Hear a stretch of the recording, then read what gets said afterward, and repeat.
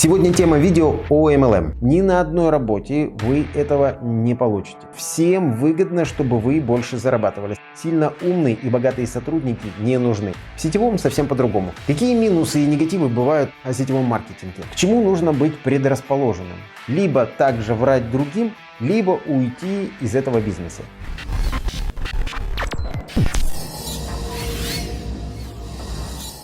Всем привет! Сегодня тема видео о MLM. Насколько актуально сегодня заниматься MLM и нужно ли вообще заниматься сетевым маркетингом? Никого не удивлю, что сегодня все больше и больше людей обращают свое внимание на заработок онлайн. И все больше людей при этом хотят строить свой собственный бизнес. Правда, для большинства нет понимания, как это делать. Потому что нет связи, нет навыков, знаний, нет стартового капитала. И очень просто можно вместо бизнеса очутиться в долговой яме. Поэтому сегодня поговорим об актуальности сетевого маркетинга и что он нам дает. Правда, нужно понимать, что чем бы вы ни занимались, везде работает одна штука – ответственность и производительность. Поэтому, если вы решили, что в MLM нужно будет меньше работать или будет как-то легче, проще, ни за что не нужно отвечать и при этом сидеть на диване, а деньги будут идти как-то сами собой, естественно, это не так. Любой доход связан с активностью и деятельностью. То же самое и в MLM. Итак, сетевой маркетинг с точки зрения заработка онлайн, наверное, самая оптимальная модель, где может натренироваться любой человек без опыта. Ты приходишь в компанию, у тебя сразу сходу есть сертифицированный продукт, налаженная логистика, бухгалтерия, юридическое сопровождение, есть школа обучения. Правда, хочу заметить, что у большинства компаний устаревшие школы, и они как раз способствуют отталкиванию людей от сетевого маркетинга.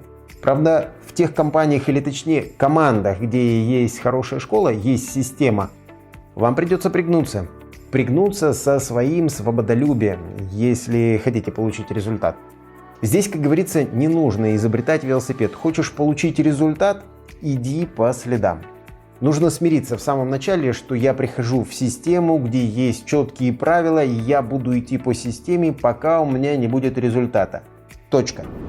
Большим плюсом сетевого бизнеса является то, что вы пользуетесь качественным продуктом, зарабатываете деньги, и при этом у вас такая прокачка, которую вы больше не получите нигде. Скажу точно, ни один институт за 5 лет не даст вам такой базы практических знаний, которые в сетевом вы можете получить за считанные месяцы. Потому что вы получаете мощное окружение, которое помогает вам расти. Ни на одной работе вы этого не получите.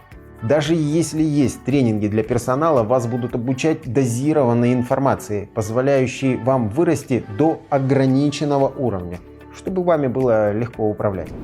Еще один нюанс. Будь вы трижды офигенным продажником в найме, вам всегда будут подрезать по зарплате. Сильно умные и богатые сотрудники не нужны, иначе они будут уходить и организовывать свои компании.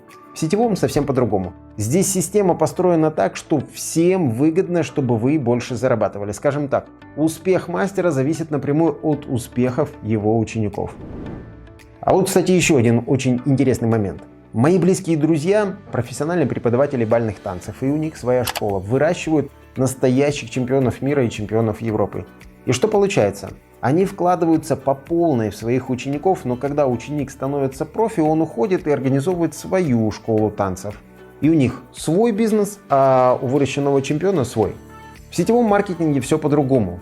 Пришел к вам человек и говорит: научи меня, я вот тоже, как ты, хочу стать таким профи и зарабатывать. И вы сделали из него чемпиона, и у него теперь свой собственный бизнес. Но один нюанс. С товарооборота, который делает новый чемпион, компания вам будет всегда платить процент за то, что вы вложились в него и научились создавать такие товарообороты для компании. А теперь представьте себе, когда у вас таких чемпионов много. Какие минусы и негативы бывают о сетевом маркетинге? Ну или как минимум двоякое мнение. Первое.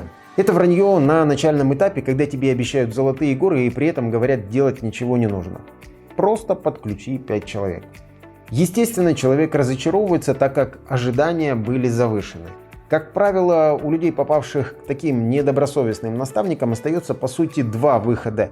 Либо также врать другим, либо уйти из этого бизнеса. И когда человек уходит обманутым, конечно, он начинает нести негатив. Причем рассказывает, как правило, не за конкретного человека, не за конкретного наставника, а за индустрию в целом. Хотя в этой же компании есть другие наставники, которые совсем по-другому ведут бизнес. Поэтому, если вы сейчас на стадии принятия решения о развитии бизнеса в какой-то сетевой компании, очень важно выбрать правильного наставника. Это один из ключевых факторов, от которого будет зависеть ваш бизнес.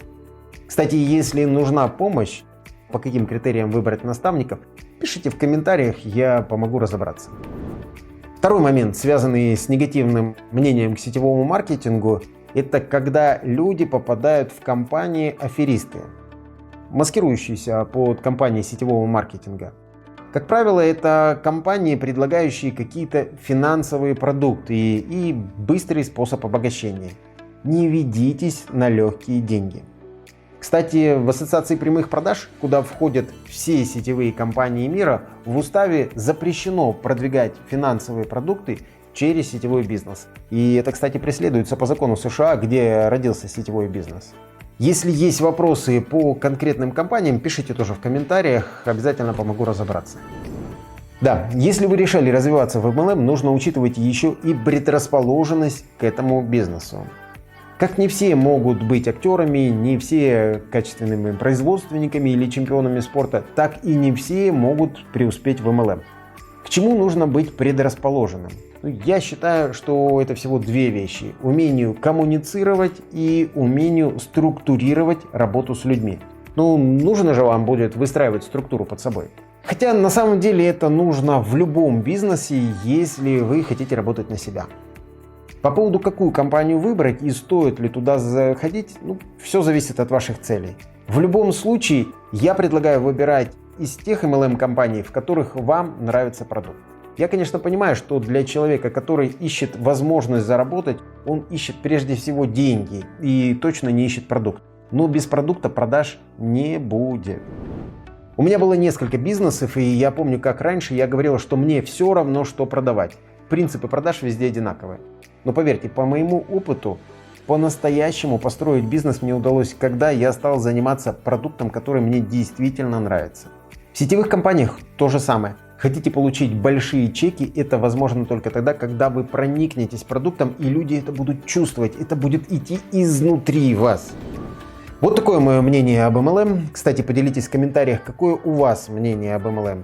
Если вы в MLM, напишите, как долго вы уже в этом бизнесе, чтобы можно было посмотреть, какие взгляды у людей с разным опытом. На этом у меня сегодня все. Кому был полезен, ставьте лайк этому видео, подписывайтесь на канал. Здесь каждую неделю вы сможете получать актуальную информацию об MLM бизнесе. До встречи, пока!